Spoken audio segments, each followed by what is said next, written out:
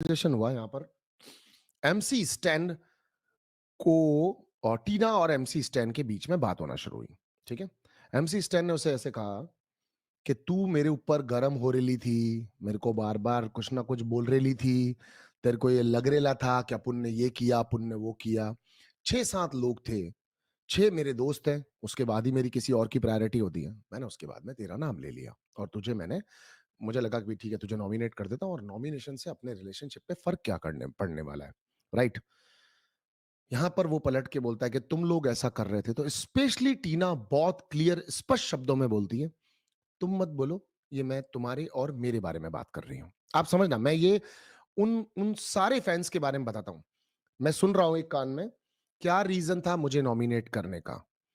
मेरा और आपका अलग इक्वेशन है, आपका और मेरा अलग इक्वेशन है। मैं टीना की लाइंस बोल रहा हूं, सुन करके। एमसी स्टैन ने कहा कि तुम मुझको बार बार फेक क्यों बोल रही थी, राइट? तुम मुझे बार बार फेक क्यों बोल रही थी, और तुमने मुझे, मैं सुनूंगा तो मुझे थोड़ा सा प्रॉब्लम हो रहा है, तुम मुझे बार बार फेक क्यों बोल रही थी। तो उसने पलट के बोला क्योंकि आपने मुझे पहले फेक कहा था। एमसी स्टैन ने कहा कि मैंने तुम्हें कोई फेक वेक नहीं बोला था, और ना मैं फेक वेक बोलता हूं। मैं अगर चाहता तो तुम्हारी बहुत बेइज्जती कर सकता था, पर मैंने नहीं की। मैं तुझे लड़की समझ करके छोड़ रहा था कि चल जाने दे, अपन नहीं बोलेगा, क्योंकि अपन बोलेगा तो ज्यादा गलत लगेगा। देन शी सेड कि नहीं तुमने कहा था। उसने कहा मैं नहीं बोला। उसने आकर के अर्चना से क्लियर भी करवाया, अर्चना ने भी पलट के बोल दिया कि तुमने नहीं करवाया था। यहां पर टीना उससे बात करना शुरू करती है, शालीन और खुद को अलग बताती है। फिर एक बार शालीन येड़ा जिससे जल लड़ रहा था, जिसके लिए लड़ रहा था, वो उसको अलग करती है, पूरी बात सुनती है। सुनने के बाद में कहती है अच्छा मुझसे गलती हो गई होगी, I am sorry MC stand. वो एमसी स्टैन को पहले सॉरी बोल देती है। फिर एमसी स्टैन बोलता है चाहता तो मैं भी ये बोल सकता था कि तुम मेरे फैन वून को जानने के बाद में, मेरे फैंडम को जानने के बाद में ये सारी हरकत चालू कर रही हो। उसने उसको पलट के बोला नहीं एमसी स्टैन ऐसा नहीं है, तुम गलत सोच रहे हो, मुझे ये नहीं मालूम था। उसने बोला तूने मेरी ज्वेलरी के बारे में ऐसे क्यों बोला। बोला मेरी ज्वेलरी असली है। बोला मैं जानती हूँ तुम्हारी ज्वेलरी असली है।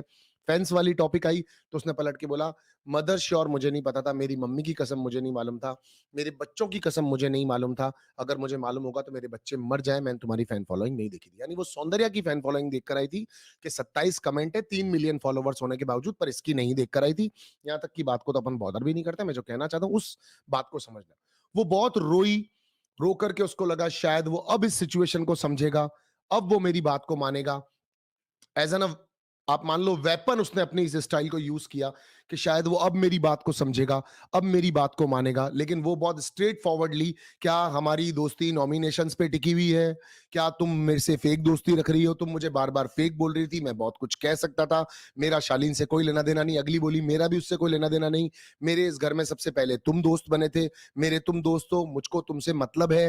ये सब कॉन्वर्जेशन होने के साथ मैं आपको एक चीज बताता हूं। आपने पिछले 70 दिनों में टीना दत्ता को किसके साथ इतना ज्यादा हम्बल होते हुए, पोलाइट होते हुए, सॉरी मांगते हुए, कसमें खाते हुए देखा है आपने, बताओ? अर्चना की कसम खाने पर या अर्चना के मर जाएंगे कहने पर आप सब लोगों ने उसको झाइल, बेवकूफ, अनपढ़, गंवार, या फिर उसको बात करने की तमीज नहीं है, क्योंकि उसको परफेक्ट टाइम पर बोलना नहीं आता कि क्या बोलना है। इस वजह से आज टीना ने ये वर्ड्स वापस रिपीट किए कि मेरे बच्चे मर जाएंगे, मेरी मां की कसम मुझे तुम्हारी फैन फॉलोइंग नहीं पता थी। आदमी जब अपनी हिस्से की पूरी सफाई दे चुका होता है, पूरा जोर लगा चुका होता है, तो उसके बाद वो कसमें खाना शुरू हो जाता है। और मैं इसमें ये नहीं बोल रहा कि कसम खाना कोई गलत है, क्योंकि मैं भी खाता हूं कसम, राइट? मैंने पहले भी कहा था अर्चना के टाइम पे, मैं अभी भी कह रहा हूं। लेकिन लोग अर्चना को बहुत इजीली जज करने की कोशिश करते हैं। तो आइए चलिए टीना वाली राइट पे चलते हैं। ए, यहां पर एमसी स्टैन कह रहा है जिस दिन से मैंने इसको गाने का बोला उसके बाद से ये यू टर्न मार के चेंज हो गई। एमसी स्टैन कह रहा है मैं मेरा कटवाऊंगा नहीं शालीन की तरह। नहीं, घर में सबको लग रहा है शालीन अपना कटवा रहा है।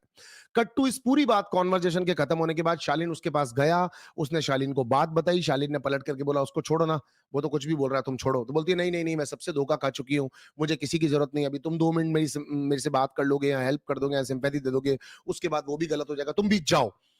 क्योंकि वो चाहती थी कि उसको एमसी स्टैन चुप करवाए, एमसी स्टैन बात को लिमिट में लाए, कंट्रोल करे। मैं नहीं कह रहा हूं फैन फॉलोइंग की वजह से, whatever the reason, Tina knows better, because किसी के अंदर तो हम घुस नहीं सकते, हमें पता हो।